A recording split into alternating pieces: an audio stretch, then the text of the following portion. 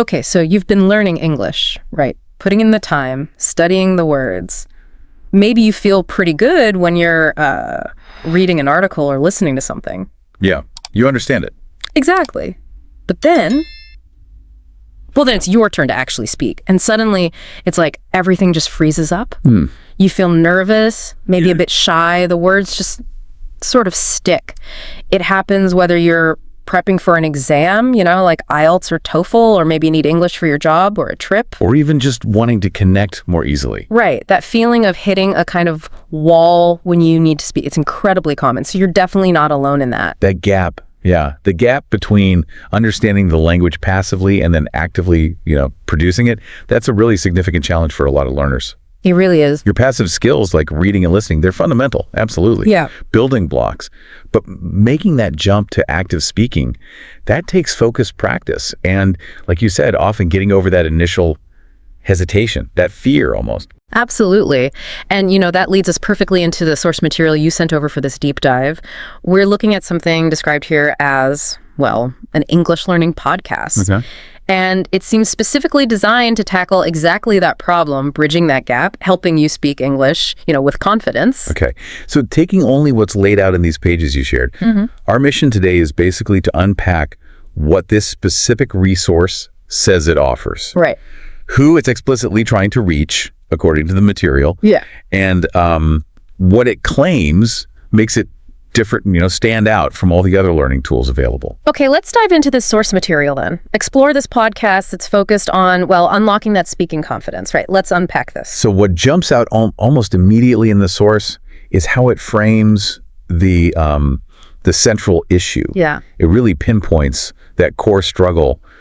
English, but you feel kind of stuck or maybe afraid of making mistakes when it's actually time to talk. It speaks directly to that feeling you described earlier. It does. And based on this material, the answer to that problem is, this podcast. The source lays out pretty clearly what it claims to offer to help break down that, speaking wall. Okay, like what?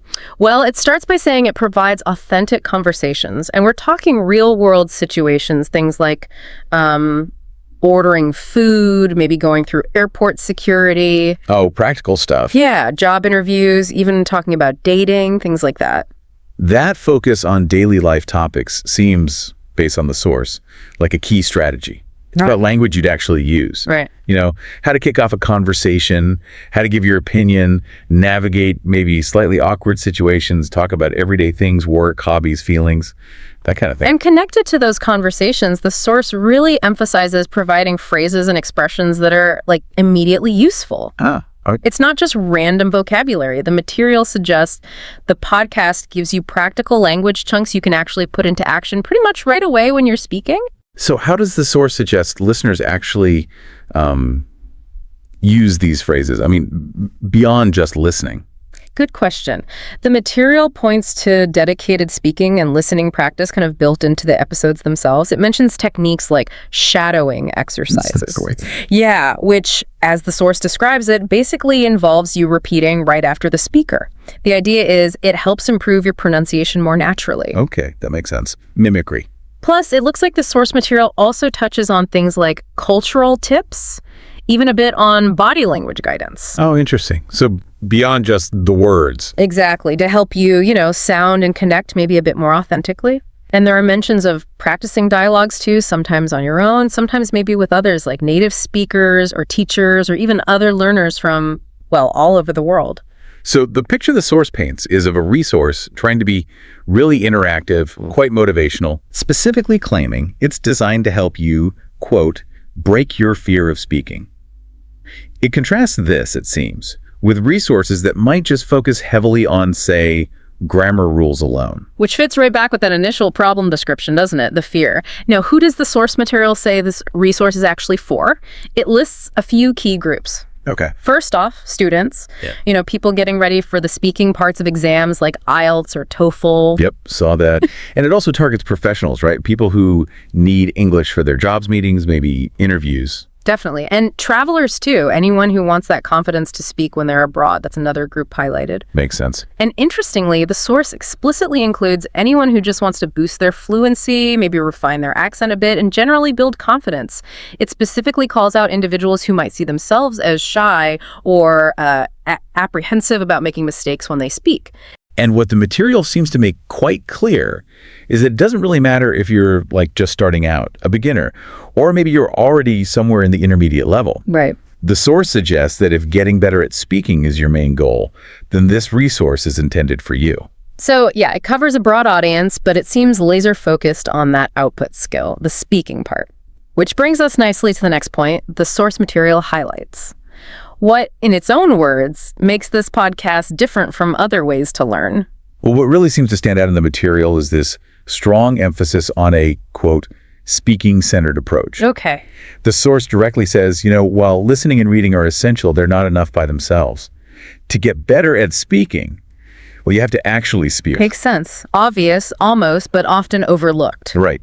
And it claims every episode is structured specifically to encourage you to say things out loud, repeat phrases, maybe answer questions, and actively build your voice in English. That feels very hands-on, very practical, not just passively taking stuff in. Exactly. And when you combine that with the focus on real-life topics we talked about, yeah, the source promises real progress, real motivation. It talks about tracking your learning journey somehow, offering challenges, and providing that push you need to keep going even when speaking feels hard. And there's also quite a strong point made in the material about the sort of personal connection. It emphasizes friendly, encouraging hosts. Ah, the tone. Yeah, promising you'll feel like you're talking with a supportive friend. It really stresses no judgment and a warm, supportive voice. When we link that back to the initial problem described in the source, that fear, that shyness, that focus on a supportive, non-judgmental atmosphere, seems like a very deliberate strategy to tackle those civic hurdles for learners. Totally. Plus, the source mentions a global community of learners. It suggests you're not alone. You're joining like thousands of others across loads of countries who are all practicing together, maybe sharing their progress. It kind of positions you, the listener, as part of this bigger global family tackling the same challenges. That community aspect the material points to. Yeah. That could definitely provide encouragement, couldn't it? And just that sense of, okay, other people are going through this too, helps with the speaking challenge. Yeah. And the source even lists some listener favorite topics, which kind of reinforces these ideas. Things like speak like a native everyday phrases or boosting job interview confidence. Practical again. Exactly. How to start a conversation with a stranger, ordering food like a pro, and notably, don't be shy, 5 ways to speak English without fear. Directly addressing the core issue. Right. And there's also a mention of something called the 10-minute speaking challenge, which hints at, consistency being important. Ah, consistency. And the bonus content described too, like transcripts to read along, speaking prompts to give you ideas, weekly challenges, interviews.